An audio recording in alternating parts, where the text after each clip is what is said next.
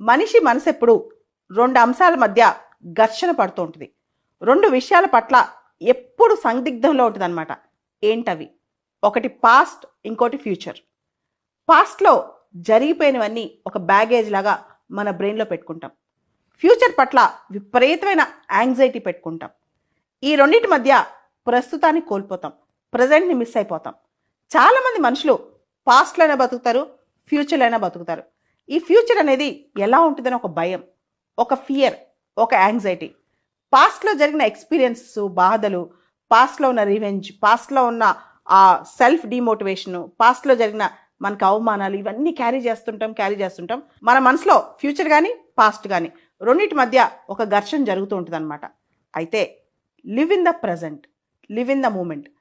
ప్రస్తుతంలో బతుకు, ఈ మూమెంట్లో బతుకు. దీన్నే ఇంకా పాలిష్గా చెప్పాలంటే మైండ్ఫుల్నెస్ అంటారు.